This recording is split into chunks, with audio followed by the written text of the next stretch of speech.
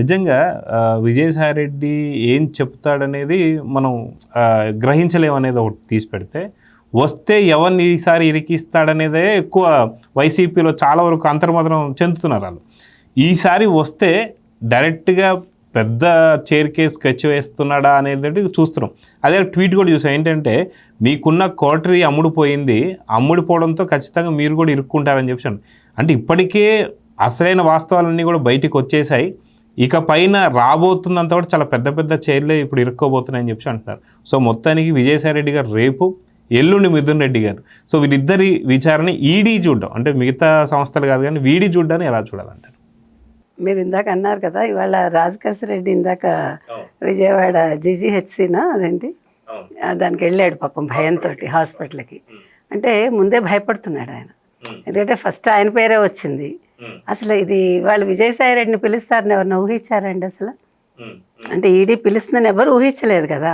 అంటే విజయసాయిరెడ్డి నెట్వర్క్ ఎట్లా పెట్టుకున్నాడో చూసుకోండి. మొత్తం కేసు అంతా కూడా ఒక కొలిక్కి వచ్చే వరకు ఈడీ పిలవల. ఇవాళ అంటే దీని అర్థం ఏంటంటే, ఈ కుంభకోణం ఏదైతే ఉందో ఇది ఒక ముగింపు దశకు వస్తుందా అని ఒక సందేహం వస్తుంది. మీరు అన్నట్టు దానికి తగ్గట్టుగానే అతను ఒక ట్వీట్ చేశాడు.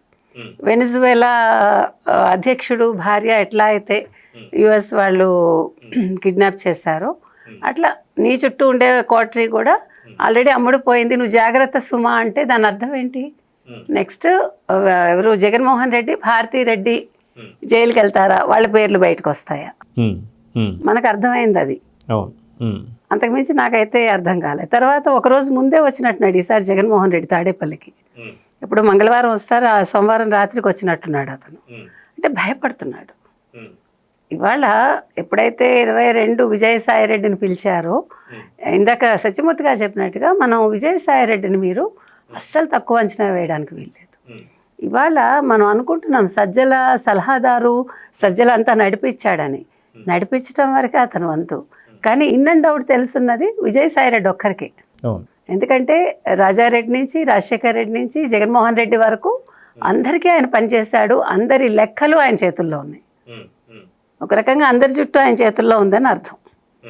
అటువంటి వ్యక్తి ఇన్ని కుంభకోణాలు జరిగాక, ఇప్పుడు 100 కోట్లు ఇచ్చాను నేనే పెట్టుబడి పెట్టించాను, మొదటి 3 సమావేశాలు మా ఇంట్లో జరిగాయని ఆయనే చెప్పారు. ఆ 100 కోట్లు నాకు అసలు వచ్చింది, వడ్డీ ఇవ్వలేదు వాళ్ళని కూడా ఆయనే చెప్పారు. కాబట్టి ఇక్కడ 100 కోట్లు ఆయన ఎందుకు చెప్పాడు అంత ఓపెన్గా అంటే, తప్పు చేయలేదా విజయసాయిరెడ్డి? లేకపోతే నేను 100 కోట్లు పెట్టాను అంత ఓపెన్గా ఎలా చెప్పగలిగాడు? అదొకటే మనం ఆలోచించాలి. ఇక్కడ విజయసాయిరెడ్డి ఇవాళ సేఫ్లో ఉన్నాడా అనేది ఒక సందేహం నాకు.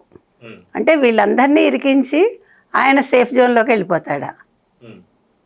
ఇవాళ అది జగన్మోహన్ రెడ్డి భయపడుతున్నాడు. జగన్మోహన్ రెడ్డి చేసిన మొట్టమొదటి తప్పిదం ఏంటంటే విజయసాయిరెడ్డిని ఆపకపోవటం, నా ఉద్దేశం అయితే. ఎందుకంటే ఎప్పుడూ కూడా మన మనిషిని మనం బయటికి పంపించుకోకూడదు. నీకు యాక్చువల్గా నీ కుటుంబ సభ్యుల కంటే విజయసాయిరెడ్డిని నువ్వు ఎక్కువగా చూసుకోవాలి. నీకు అసలు ఆర్థిక భిక్ష పెట్టాడు ఆయన. 43,500 కోట్లు డొల్ల కంపెనీల ద్వారా నీకు తెచ్చి పెట్టాడు ఆయన. అసలు జగన్ అనేవాడు ఎవడు అసలు? అటువంటి విజయసాయిరెడ్డిని నువ్వు ఎందుకు వదులుకున్నావు? ఒక సజ్జల కోసం వదులుకున్నావా? ఎవరి కోసం వదులుకున్నావు? నువ్వు ఎవరి కోసం వదులుకున్నా ఇవాళ అనుభవించాల్సింది జగన్మోహన్ రెడ్డి. ఎందుకంటే విజయసాయిరెడ్డిని మనం ఏ కోసానా తక్కువ అంచనా వేయటానికి వీల్లేదు. రేపు ఇంకా కొత్త పేర్లు కూడా రావచ్చు, మనకు తెలియదు. ఇవాళ ఎన్ని పేర్లు బయటకు వచ్చాయండి, ఎంతమంది ఇరుక్కున్నారండి. రాజకేశ్ రెడ్డి నుంచి మొదలుపెట్టి మీరు బాలాజీ గోవిందప్ప, తర్వాత ఇటీవలి కాలంలో బాంబే నుంచి ఎన్ని పేర్లు వచ్చాయి, ఎట్లా హవాలా రూపంలో మనీ వెళ్ళింది. మనం చెప్పిన అట్టపెట్టెలు కావచ్చు, గోను సంచులు కావచ్చు, బాంబే టు హైదరాబాద్, హైదరాబాద్ టు తాడేపల్లి. అసలు ఏంటిది అంటే ఒక ఏమనాలి, ఒక పెద్ద మనకి బాగ్దాద్ గజ దొంగ సినిమాల్లాగా ఒక పెద్ద లిక్కర్ స్కామ్ మీద ఒక పెద్ద సినిమా తీయచ్చు. ఇంకా ఎన్ని మలుపులు వస్తాయో అది నేను అనేది.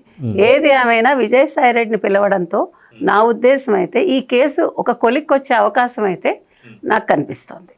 Please subscribe to Leo news for more videos.